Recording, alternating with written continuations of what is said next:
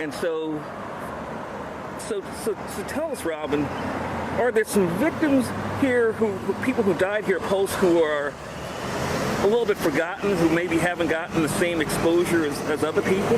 Absolutely. Tell us who they are and tell us the story. Well, on that night, there's been a narrative loss because on that night, that tragic night, Latin night, which most have named it, called it, it wasn't just a Latin tragedy because there were about 9 African Americans who lost their lives as well. Wow. So what has happened just in a lot of the coverage you've seen that you haven't really seen that much about those folks? Yeah, absolutely. And as I always say, I don't think it was an intentional thing, but over and over again, since the emphasis was putting on it being a Latin night, it has seemed as though it's been a Latin tragedy. We have all the support from Latin communities, and so there's been this feeling of abandonment from the African American community, especially in the LGBT community, and it's like a tragedy within a tragedy. Now, how is the LGBT community received within the African American community? Is it embraced? Is it not embraced? Does it? Well, I mean, it's hard to I don't want to generalize, but definitely within the African American race, it's hard enough, especially if you grew up in church. There's this homophobia that you receive from your pulpits. So they kind of, that fuels and intensifies the homophobic relationships that we have within our communities. Mm-hmm. So now, as the anniversary, the commemoration of this tragedy here comes closer, what is it that you would urge people to think about? And what is it, if there's anything to learn from this or grow from this, what would you suggest? Absolutely. One of the survivors brought a strong message of forgiveness so that we can move on within this.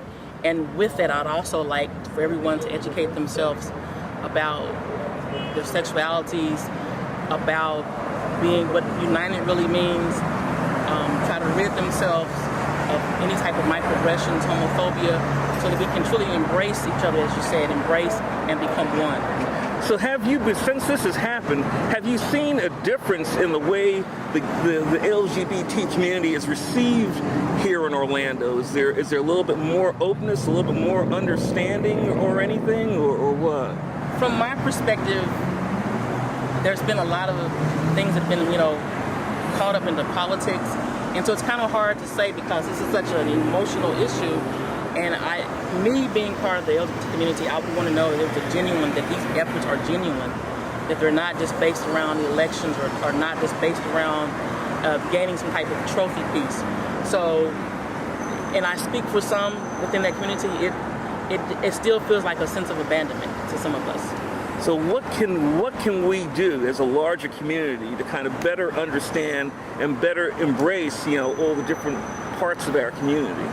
I think the first thing to anything is to engage in these hard conversations, because in the Black community, we look to our religious leaders as the voice, and so I would say engage in those hard conversations once again, even with people that may not agree. But if we can disagree to agree, but no matter what, we agree to love each other and take a strong stance. I think that would be a beginning. Eddie Justice, Antonio Devon Brown, Daryl Roman Burt, Kevin Eugene Crosby, Bianca Deidre Drayton, Paul Terrell Henry, Jason Benjamin Josephat, Akira Monet Murray, Shane Evan Tomlinson.